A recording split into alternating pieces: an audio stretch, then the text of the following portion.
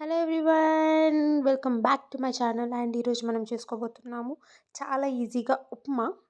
So ఏంటో ఉప్మా అంటేనే పెద్దగా నచ్చదు అందరికీ, పిల్లలు కానీ పెద్దలు కానీ ఉప్మానా అని అంటారు. సో చాలా ఈజీగా చేసుకుందాము. ఈరోజు మనము ఒక ప్యాన్ తీసుకున్న, ప్యాన్లో నేను కొంచెం ఆయిల్ వేసేసుకొని జీలకర్ర, ఆవాలు, పచ్చిశనగపప్పు, మినప్పప్పు, పల్లీలు వేసుకొని ఒక 2-3 నిమిషాల పాటుగా దాన్ని వేగనిద్దాము ఆయిల్లోకి. మరి హై సిమ్లో మనం వీటిని వేగించకూడదు. ఒక లో సిమ్లో గ్యాస్ అనేది లోగా పెట్టుకొని ఒక 2-3 నిమిషాల పాటుగా దీన్ని అవనివ్వాలి మనం ఆయిల్లోకి.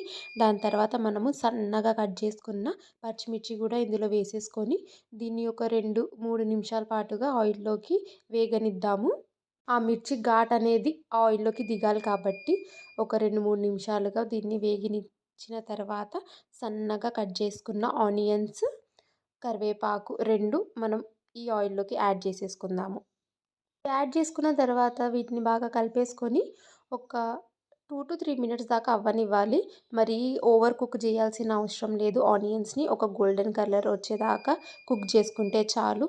మరి బ్రౌన్గా వచ్చేదాకా మాత్రం కుక్ చేయకూడదు, ఎందుకంటే వాటర్ వేస్తాం, వాటర్లో ఇవి ఉడికిపోతాయి కాబట్టి.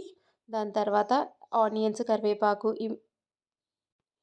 బాగా వేగిన తర్వాత దీంట్లో మనము వాటర్ యాడ్ చేసుకుందాము. మీకు కావాలంటే ఎటువంటి వెజిటేబుల్స్ కావాలంటే మీరు యాడ్ చేసుకోవచ్చు.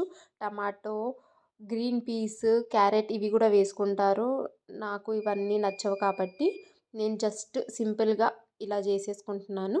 దీని తర్వాత మనం ఇందులో వాటర్ యాడ్ చేసేసుకుందాము. నేను 2 చిన్న గ్లాసెస్ రవ్వ తీసుకున్నా కాబట్టి ఒక 1.5 గ్లాస్, ఒక 1.5 గ్లాస్ వాటర్, గ్లాసున్నర వాటర్ నేను ఇందులోకి వేసేసుకున్నాను. వాటర్ వేసిన తర్వాత అందులో కొంచెం ఉప్పు, పసుపు, కొంచెం సన్నగా కట్ చేసుకున్న కొత్తిమీర వేసుకొని దీన్ని బాగా మసలనిద్దాము, బాయిల్ అవ్వనిద్దాము. ఇది బాగా బాయిల్ అవ్వాలి. బాయిల్ అయిన తర్వాత మనం అందులోకి రవ్వ యాడ్ చేద్దాము. రవ్వ యాడ్ చేసిన తర్వాత మనం దీన్ని కంటిన్యూగా కలుపుతూనే ఉండాలి, ఎటువంటి గడ్డలు లంప్స్ కట్టకుండా. రవ్వ అనేది మనం కలుపుతుండగానే థిక్ వచ్చేసిద్ది. కలపకుండా వదిలేస్తే మాత్రం గడ్డలు కట్టేస్తాయి అండ్ ఉప్మా అంతా వేస్ట్ అయిపోద్ది, టేస్ట్ కూడా మారిపోద్ది, తినలేము, పచ్చి పచ్చిగా ఉండిపోద్ది. ఎందుకంటే అది సరిగ్గా ఉడకదు కాబట్టి. ఏ విధంగా అయితే నేను కలుపుతున్నానో ఆ విధంగా కంటిన్యూగా కలుపుతూనే ఉండాలి.